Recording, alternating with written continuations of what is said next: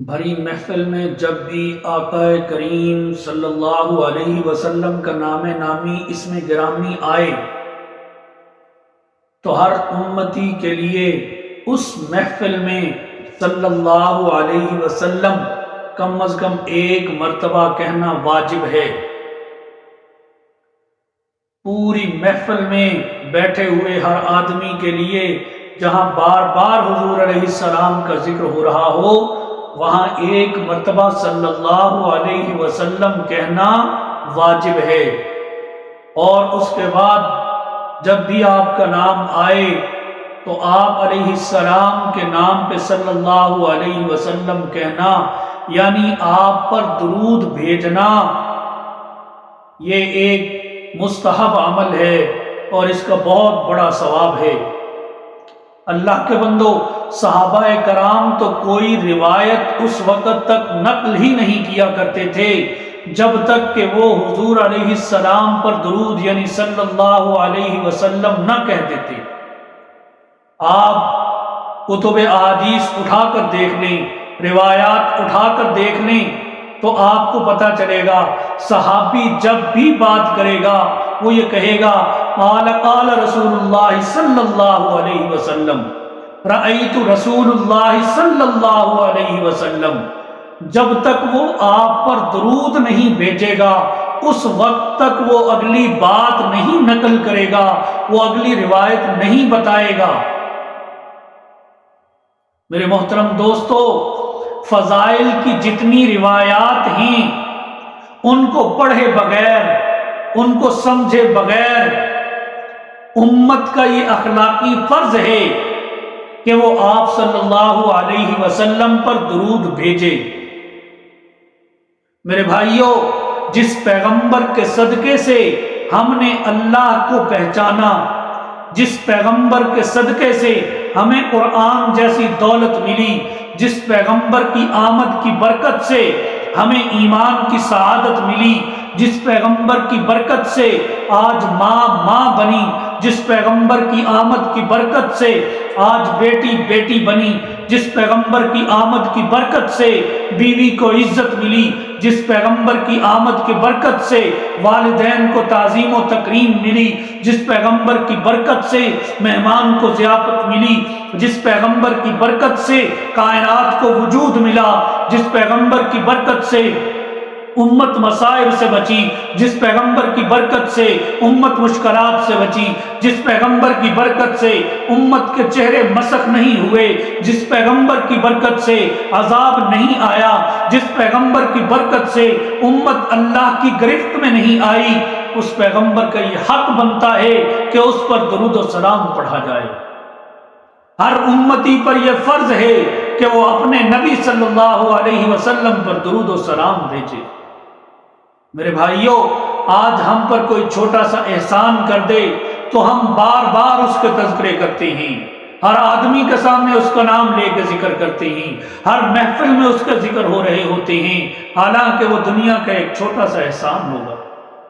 اس نے آپ کی خیریت پوچھی ہوگی، مشکل وقت میں کوئی تھوڑی سی مدد کر دی ہوگی، لیکن میرے اور آپ کے آقا مدنی کریم صلی اللہ علیہ وسلم، آپ کے تو اس امت پر احسان ہی اتنی ہیں کہ یہ امت الٹی لٹک جائے تب بھی آپ کے احسانات کا بدلہ نہیں دے سکتی، تو پھر آپ کا ذکر اور آپ پر درود و سلام پڑھنا کتنا ضروری ہے۔ ہم اللہ کے نبی علیہ السلام پر درود و سلام بھیجیں گے، اس میں بھی ہمارا فائدہ ہے، اس میں بھی نیکیاں ہمیں ملیں گی، اس میں بھی مشکلات ہماری حل ہوں گی۔ تو ہر امتی کے اوپر یہ فرض ہے کہ وہ اپنے آقا کریم صلی اللہ علیہ وسلم پر درود و سلام بھیجے۔ جب یہ آیت نازل ہوئی یا ایھا الذین آمنوا صلوا علیہ وسلموا تسلیما، تو ایک صحابی نے سوال کیا کہ اے اللہ کے رسول صلی اللہ علیہ وسلم، سلام تو ہم آپ پر پڑھتے ہیں، سلام تو ہم آپ پر پڑھتے ہیں، نماز میں بھی پڑھتے ہیں، التحیات للہ والصلوات والطیبات والسلام علیک ایھا النبی ورحمۃ اللہ وبرکاتہ۔ اے اللہ کے رسول، صحابی پوچھ رہے ہیں کہ یا رسول اللہ صلی اللہ علیہ وسلم، سلام تو ہم آپ پر پڑھتے ہیں، سلام آپ پر بھیجتے ہیں، آپ ہمیں بتائیں کیف نصلی علیہ، کہ آپ پر درود کیسے بھیجا جائے، درود بھیجنے کی کیفیت ہمیں بتائیں کہ ہم آپ پر درود کیسے بھیجیں۔ احادیث کی کتابوں میں آتا ہے آپ صلی اللہ علیہ وسلم نے اس صحابی کا ہاتھ پکڑا اور اپنے دونوں ہاتھوں میں لیا اور اس صحابی سے فرمایا کہ یوں کہو، اللہم صلی علی محمد وعلی آل محمد کما صلیت علی ابراہیم وعلی آل ابراہیم انک حمید مجید۔ دیکھیں اللہ کے پیغمبر صلی اللہ علیہ وسلم نے کتنا پیارا درود ہمیں بتلایا اور کیا انداز بتلایا درود کا۔ آپ غور کریں اس بات پہ کہ کیا انداز بتلایا ہے۔ ارے میں اور آپ، ہم گناہ گار انسان، ہم کیا حضور پر درود بھیجیں؟ سوچیں، ذرا غور کریں ان الفاظ پہ کہ میں اور آپ، ہم جیسا گناہ گار کیا درود بھیجے، اپنی طرف سے ہم کیا اللہ کے نبی کو بھیج سکتے ہیں۔ فرمایا اللہم صلی علی، اے اللہ ہم تو گناہ گار ہیں، ہم تو خطا کار ہیں، ہم تو گناہوں میں ڈوبے ہوئے ہیں، یا اللہ ہمیں تو طریقہ ہی نہیں آتا کہ ہم کیسے اپنے محبوب پر درود بھیجیں۔ یا اللہ تو اپنی مرضی کے مطابق، تو اپنی منشا کے مطابق، تو اپنی شان کے مطابق، اپنی شان رحیمی، اپنی شان کریمی کے مطابق اے اللہ ہمارے نبی حضرت محمد مصطفیٰ احمد مجتبیٰ صلی اللہ علیہ وسلم پر درود بھیج اور ان کی آل پر بھی درود بھیج۔ یا اللہ ہم نہیں جانتے کہ تیری شان رحیمی کیا ہے، تیری شان کریمی کیا ہے، تو کس طرح درود بھیجے گا۔ ہم نے تو یہ دیکھا ہے کہ تو نے ہمارے جد امجد ابراہیم علیہ السلام پر رحمتیں نازل کی، ان پہ برکتیں نازل کی، ان کے اوپر تو نے بہت سی نوازشات کی۔ اے اللہ ہم تو اسی کو مد نظر رکھتے ہوئے یہ کہہ سکتے ہیں کہ جیسے تو نے اپنے ابراہیم علیہ السلام پر بھیجی ہیں، ایسے ہی ہمارے محبوب صلی اللہ علیہ وسلم پر بھی بھیج۔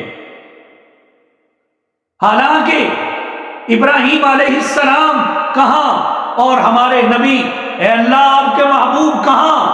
ابراہیم کو معراج ہوتی ہے تو آگ میں، اور ہمارے محبوب صلی اللہ علیہ وسلم کو معراج ہوتی ہے تو اللہ عرش پہ بلاتی ہے۔ یا اللہ تو اپنی شان کریمی کے تحت ان پہ درود بھیج۔ میرے محترم دوستو، درود بھیجنا نبی علیہ السلام پر یہ بہت بڑا برکت و عزت والا کام ہے، یہ بڑا فضیلت والا کام ہے۔ درود شریف پڑھنے سے بہت سی مشکلات حل ہوتی ہیں۔ درود شریف انسان کے لیے برکتوں کے دروازے کھول دیتا ہے۔ جو شخص درود شریف پڑھتا ہے وہ اللہ تعالی کے فعل میں موافقت کرتا ہے، جیسے اللہ نے فرمایا ان اللہ وملائکتہ یصلون علی النبی۔ جو شخص درود پڑھتا ہے وہ فرشتوں کے عمل میں موافقت کرتا ہے۔ جو مسلمان درود بھیجتا ہے نبی علیہ السلام پر، اللہ اور اس کے فرشتے اس انسان پر درود بھیجتے ہیں۔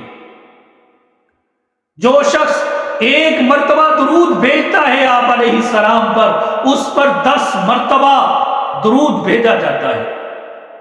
جو شخص ایک مرتبہ درود پڑھتا ہے اس کو 10 نیکیاں ملتی ہیں، 10 گناہ معاف ہوتی ہیں، اس کے 10 درجے بلند کیے جاتے ہیں۔ درود پڑھنے والا نفاق سے بری ہوتا ہے۔ درود پڑھنے والے کو جنت میں شہداء کے قریب مقام ملے گا۔